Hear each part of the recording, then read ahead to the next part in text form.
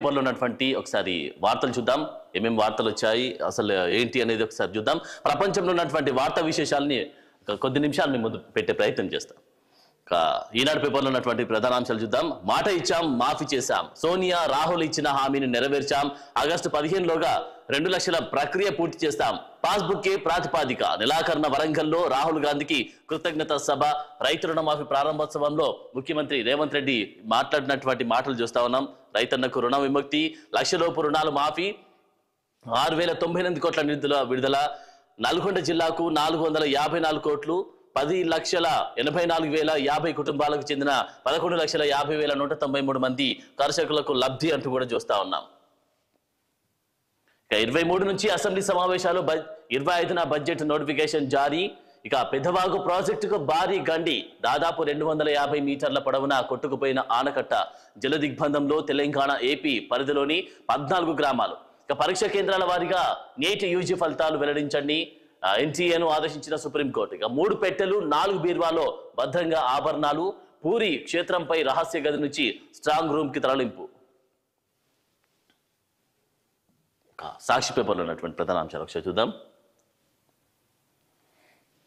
ఇక బైడెన్ కు corona, America అధ్యక్షుడు జో బైడెన్ కు కరోనా బారిన పడ్డారు. ప్రస్తుతం ఐసోలేషన్ లో ఉన్నారు. ఈ విషయాన్ని ఎక్స్ లో తెలిపారు. సెంటర్ల వారీగా ఫలితాలు, పరీక్ష కేంద్రాలు, నగరాల వారీగా నీట్ యూజీ ఫలితాలను ప్రకటించాలని ఎన్టీఏను సుప్రీంకోర్టు ఆదేశించింది. ఇక పట్టాలు తప్పిన రైలు, యూపీలోని గోండా జిల్లాలో చండీగఢ్ దిబ్రూగఢ్ ఎక్స్ప్రెస్ రైలు పట్టాలు తప్పింది. ఈ దుర్ఘటనలో 2 మృతి చెందినట్టుగా చూస్తా ఉన్నాం. ఇంకా మాటకు కట్టుబడి మాఫీ అంటూ కూడా చూస్తా ఉన్నాం. తొలి విడతలో 1 లక్ష వరకు రుణమాఫీ పథకాన్ని ప్రారంభించిన సీఎం రేవంత్ రెడ్డి అంటూ కూడా చూస్తా ఉన్నాం. మరి దీంట్లో ఎవరెవరు మాట్లాడారని చూస్తే, పాల్గొన్నటువంటి డిప్యూటీ సీఎం బట్టి, వ్యవసాయ మంత్రి తుమ్మల వీడియో కాన్ఫరెన్స్ ద్వారా రైతులను ఉద్దేశించి ప్రసంగించారు రేవంత్ రెడ్డి. 11.50 లక్షల మంది రైతుల ఖాతాల్లో 6,098 కోట్లు జమ చేసినటువంటి అంశం చూస్తా ఉన్నాం. ఇక మరొక అంశం దీంట్లోనే చూస్తే, ఇతర బకాయిలకు జమ చేసుకోవద్దంటూ కూడా రుణమాఫీ నిధులపై బ్యాంకులకు బట్టి తుమ్మల సూచన చేశారు. 31,000 కోట్లు ఒకేసారి రికవరీ కావడం ఓ చరిత్ర. రైతులతో పాటు బ్యాంకులు కూడా పండగ జరుపుకోవాలంటూ కూడా ఉత్తమ్ కుమార్ రెడ్డి, తుమ్మల నాగేశ్వరరావు చేసినటువంటి వ్యాఖ్యలు మనం ఇక్కడ చూడొచ్చు. వరంగల్ కు Rahul Gandhi arts and science college మైదానంలో ఈ నెలాఖరున కృతజ్ఞత సభ. ఇదే వేదికపై 2022 మే 6న మాఫీ హామీ అమలు చేయడానికి తెలిపేలా భారీ సభ అంటూ కూడా అంశం చూడొచ్చు. ఇక ఏపీలో ఆటవిక పాలన, ప్రధాని మోదీకి వైఎస్ఆర్సీపీ అధ్యక్షుడు వైఎస్ జగన్ లేఖ రాసినటువంటి అంశం చూస్తా ఉన్నాం. లేఖలో ఏమేం పేర్కొన్నారో ఒకసారి చూద్దాం. అధికార యంత్రాంగాన్ని రాజకీయమయం చేసిన టీడీపీ కూటమి సర్కార్ హత్యలు, దాడులు, ఆకృత్యాలను ప్రోత్సహించడమే లక్ష్యంగా పాలన. గత నెల రోజుల్లో 31 మంది హత్య, 300 మందికి పైగా హత్యాయత్నాలు. టీడీపీ నేతల వేధింపులు తాళలేక 35 మంది ఆత్మహత్య చేసుకున్నారు. అరాచకాలకు భరించలేక ఊళ్లు విడిచి వెళ్లిన 2,700 కుటుంబాలు. వైఎస్ఆర్సీపీని అణగదొక్కడానికి పథకం ప్రకారం చేసిన దుర్మార్గాలే ఇవన్నీ అంటూ కూడా ఆ లేఖలో పేర్కొన్నారు. ఓ మంత్రి రెడ్ బుక్ పేరిట హోర్డింగ్లతో దాడులకు పురుగొల్పారు. వినుకొండలో నడి రోడ్డుపై నరమేధం, పుంగనూరులో పార్టీ లోక్సభ పక్ష నేత పివి మిథున్ రెడ్డిపై టీడీపీ మోకల దాడి అంటూ కూడా వైఎస్ఆర్సీపీ ఆ లేఖలో పేర్కొన్నారు. ఇక ఈ అరాచకాలను అంతమొందించి తక్షణమే శాంతి స్థాపనకు చొరవ చూపండి. 45 రోజులుగా జరిగిన ఈ ఘటనలపై కేంద్ర సంస్థలతో విచారణ జరిపించాలని విన్నపం. ఈ దురాఘాతాలను నివేదించేందుకు అపాయింట్మెంట్ ఇవ్వాలని వినతి చేసినటువంటి అంశం చూస్తా ఉన్నాం. ఇక వైఎస్ఆర్సీపీ ఎంపీ మిథున్ రెడ్డిపై దాడి, పుంగనూరులో రోజంతా టీడీపీ గుండాల విధ్వంసకాండ, రాజంపేట ఎంపీని కొట్టి చంపేందుకు పక్కా పథకం అంటూ కూడా వైసీపీ చెప్పినటువంటి సందర్భం చూస్తా ఉన్నాం. ఇక మాకెందుకు కాలేదు మాఫీ, లక్షలాది మంది రైతుల గగ్గోలు, అనేక చోట్ల 1 లక్ష వరకు రుణాలున్న వారి పేర్లు గల్లంతంటూ చూస్తా ఉన్నాం. ఖమ్మం డీసీసీబీ పరిధిలోనే 1 లక్ష మందికి నిలిచిన రుణమాఫీ, రేషన్ కార్డు లేకపోవడం వల్లనేనన్న అనుమానాలు, బంగారం, పాస్బుక్ పై రుణాలకు వర్తించని వైనం, కారణాలు చెప్పలేకపోతున్న బ్యాంక్ అధికారులు అంటూ కూడా చూస్తా ఉన్నాం. ఇవి సాక్షి పేపర్లో ఉన్నటువంటి ప్రధానాంశాలు. ఆంధ్రజ్యోతి పేపర్లో ఉన్నటువంటి ప్రధానాంశాలు ఒకసారి చూద్దాం.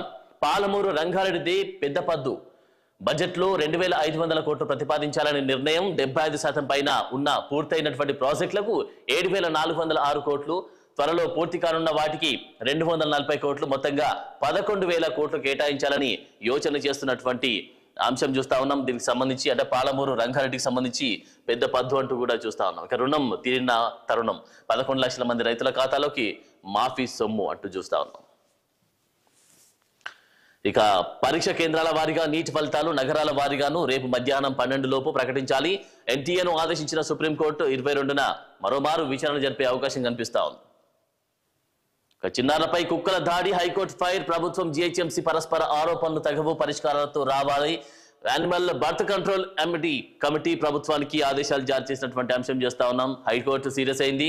చూసాం గత కొద్ది రోజులుగా చిన్నారులపై కూడా కుక్కల దాడి, దాంతోపాటు చంపినటువంటి సిచ్యువేషన్ చూస్తా ఉన్నాం. దానికి సంబంధించి హైకోర్టు అయితే సీరియస్ గా ఉన్నటువంటి గుర్రం ఉన్నటువంటి సిచ్యువేషన్ అయితే చూస్తా ఉన్నాం. సో మరి రహదారులపై గుంతల సమస్య పరిష్కారానికి ప్రత్యేక యాప్ సర్కారుకు హైకోర్టు సూచన.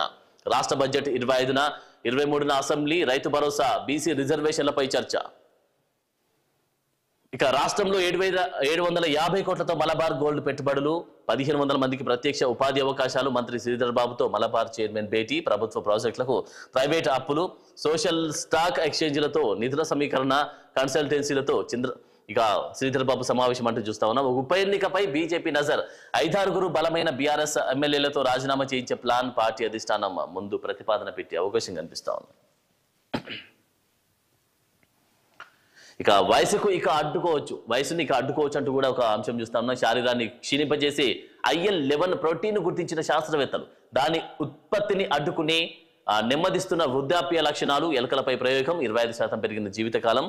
ఇక వ్యాధుల నుంచి రక్షణ, యాంటీ ఏజింగ్ పరిశోధనలో ముందంజ. జీవితకాలం ఏడాది పెరిగితే ఇక 83.62 లక్షల కోట్ల సంపద సృష్టి అంటూ చూస్తా ఉన్నాం. దిశ పేపర్లో ఉన్నటువంటి ప్రధాన అంశాలు ఒకసారి చూద్దాం. 23 నుంచి అసెంబ్లీ సమావేశాలు. తొలి రోజు దివంగత ఎమ్మెల్యే లాస్య అనందితకు సంతాపం. 24న మండలి సెషన్ ప్రారంభం. 25న బడ్జెట్ సమర్పణ. నెలాఖరు వరకు సమావేశాలు కంటిన్యూ. పరీక్ష కేంద్రాల వారీగా నీట్ ఫలితాలు వెల్లడించండి. రేపటిలోగా నగరాల వారీగాను ప్రకటించండి. విద్యార్థుల గుర్తింపును రహస్యంగా ఉంచాలి. ఎన్టీఏకు సుప్రీంకోర్టు ఆదేశాలు. సో చూసాం 6098 కోట్లు 11.50 లక్షల ఖాతాల్లో జమ. ఇక ఫస్ట్ ఫేజ్ రుణమాఫీని ప్రారంభించిన సీఎం అంటూ చూస్తాం. ఇక సెకండ్ ఫేజ్ కూడా ఉండొచ్చు. వీధి కుక్కలు అంటే సెకండ్ ఫేజ్లో ఇక రానటువంటి వారికి కూడా జమ చేసే అవకాశం కనిపిస్తోంది. వీధి కుక్కల నియంత్రణలో సర్కార్ ఫెయిల్. ఇప్పటి వరకు తీసుకున్న చర్యలేంటి? ఇక స్టెరిలైజేషన్తో దాడులు ఆపగలవా? రోడ్లపై వ్యర్థాల కారణంగానే కుక్కల స్వైర విహారం. ప్రభుత్వంపై హైకోర్టు ఆగ్రహం. తదుపరి విచారణ వచ్చే వారానికి వాయిదా వేసినటువంటి అంశం చూస్తా ఉన్నాం. ఇక డిఎస్సిని ఎందుకు వాయిదా వేయాలి? పిటిషన్లు వేసిన వారిలో ఎంతమంది పరీక్ష రాస్తున్నారు? వారి హాల్ టికెట్స్ ఎందుకు జత చేయలేదు? ప్రశ్నించిన హైకోర్టు. తదుపరి విచారణ 28కి వాయిదా. గ్రూప్ 2, 3 పరీక్షలు వాయిదా. ఆ దిశగా ప్రభుత్వం యోచిస్తున్నది. ఎంపీ చామల, ఎమ్మెల్సీ బాల్మూరి నిరుద్యోగులతో కాంగ్రెస్ నేతల భేటీ అంటూ చూస్తా ఉన్నాం. గ్రూప్ 2, 3 పరీక్షలను వాయిదా వేసేందుకు ప్రభుత్వం ఆలోచిస్తుందని ఎంపీ చామల, ఎమ్మెల్సీ బల్మూరి వెంకట్ అన్నారు. ఇక నిరుద్యోగులతో గురువారం వారు భేటీ అయ్యారు. 25 నెలల్లో డబుల్ ప్రాఫిట్, ఎక్కువ వడ్డీ ఆశ చూపి ప్రజల నుంచి డబ్బులు వసూలు, ప్రతి నెల ఖాతాలో జమ చేస్తామంటూ మాయమాటలు, సొంత పెట్టుబడి లేకుండానే భూ విక్రయాలు, వ్యాపారాలు. ఇక పల్లె పట్టణం తేడా లేకుండా తిరుగుతున్న ఏజెంట్లు. బ్రాండ్ పేపర్ పై అగ్రిమెంట్ చూస్తా ఉన్నాం. ఇక పోస్ట్ డేటెడ్ చెక్కులు సైతం. ప్రకాష్ గ్రూప్, ఆర్ఎస్ డెవలపర్స్ దందా అంటూ చూస్తా ఉన్నాం. రైట్. ఇక సవాల్ విసిరి తప్పు చేశామా, ఎరక్కపోయి ఇరుక్కున్నామా? రుణమాఫీపై గులాబీ నేతల్లో అంతర్మథనం. అమలు చేస్తే రాజీనామా అంటూ గతంలో పలువురి ఛాలెంజ్. తాజాగా ఫస్ట్ ఫేజ్ కంప్లీట్ చేసిన సర్కార్. అనుకున్న టైంలో పూర్తి చేసేలా ప్రణాళికలు. రాజీనామాకు నేను రెడీ అంటూ కూడా, అంటే కాంగ్రెస్ ఇచ్చినటువంటి యొక్క దానికి ఇప్పుడు ఉన్నటువంటి బీఆర్ఎస్ నేతలు కూడా హరీష్ సవాల్కి నేను రెడీ అంటూ కూడా చెప్పినటువంటి సందర్భం చూస్తా ఉన్నాం. ఇక రాజీనామాకు నేను రెడీ. ఆగస్టు 15 లోపు రుణమాఫీ 6 గ్యారంటీలను సంపూర్ణంగా అమలు చేయాలి, లేదంటే నువ్వు రిజైన్ చేస్తావా? సీఎం రేవంత్కు హరీష్ సవాల్ విసిరారు. చూస్తున్నాం 11 లక్షల మందికి ఎలా ఎంపిక చేస్తారంటూ కూడా చూస్తా ఉన్నారు. 1 లక్ష రుణమాఫీకి సంబంధించి. ఇక 70% మంది రైతులకు వర్తించని రుణమాఫీ. రుణాల్లో 10వ వంతు మాత్రమే చెల్లింపు. మిగతా వారికి ఎందుకు మాఫీ చేయలేదు? రాష్ట్ర ప్రభుత్వం కారణాలు వెల్లడించాలి. ఇక అసలుతో పాటు వడ్డీ సైతం చెల్లించాలి. కాంగ్రెస్ కు రైతుల పట్ల చిత్తశుద్ధి లేదు అంటూ కేంద్ర మంత్రి బండి సంజయ్ వ్యాఖ్యలు చేశారు. హరీష్, నీ రాజీనామా పత్రం ఎక్కడ?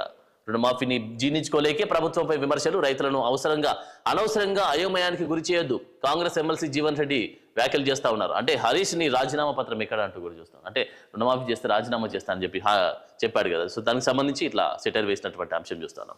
టోల్ రెట్టింపు, వాహనానికి ఫాస్ట్ ట్యాగ్ స్టిక్కర్ లేకుంటే double charge. National highways authority of India ప్రకటన. ఇక కొందరు నిర్లక్ష్యం వల్లే టోల్ వద్ద భారీగా రద్దీ అంటూ వివరణ. సమస్యను తగ్గించేందుకు ఈ నిర్ణయం అంటూ క్లారిటీ. చూసారుగా, టోల్ రెట్టింపు అంటే టోల్కి సంబంధించి ఫాస్ట్ ట్యాగ్ లేకపోతే డబుల్ ఛార్జెస్ వసూలు చేసే అవకాశం ఇక్కడ కనిపిస్తా ఉంది ప్రతి టోల్ గేట్కి సంబంధించి. ఇక వరదల్లో చిక్కుకున్న 30 మంది. భద్రాద్రి కొత్తగూడెం జిల్లా అశ్వరావుపేట మండలంలో ఘటన. ఇక చెట్టెక్కిన 5 పశువుల కాపర్లు, ఆలయంలో 25 మంది కూలీలు. ఏపీ ఆఫీసర్లను అప్రమత్తం చేసిన మంత్రి పొంగులేటి. సీఎంఓతో మంత్రి తుమ్మల సంప్రదింపులు. 2 హెలికాప్టర్లతో రంగంలోకి ఎన్డీఆర్ఎఫ్ రెస్క్యూ టీం. అంతా సేఫ్, సురక్షిత ప్రాంతాలకు తరలింపు. ఇక మరో 4 రోజుల పాటు భారీ వర్షాలు కురిసే అవకాశం ఉంది కాబట్టి 2 తెలుగు రాష్ట్రాల ప్రజలు జాగ్రత్తగా ఉండాలని కూడా అధికారులు హెచ్చరిస్తా ఉన్నారు. ఇక ఘోర రైలు ప్రమాదం. పట్టాలు తప్పిన దిబ్రూగఢ్ ఎక్స్ప్రెస్, 3 మృతి, 25 మందికి గాయాలు. ఉత్తరప్రదేశ్లో ఈ ఘటన చోటు చేసుకుంది. ఇక మృతుల కుటుంబాలకు 10 లక్షల పరిహారం యూపీ సీఎం ప్రకటించారు. ఘటనకు మోడీనే బాధ్యత వహించాలి అంటూ కూడా ఖర్గే వ్యాఖ్యలు చేశారు.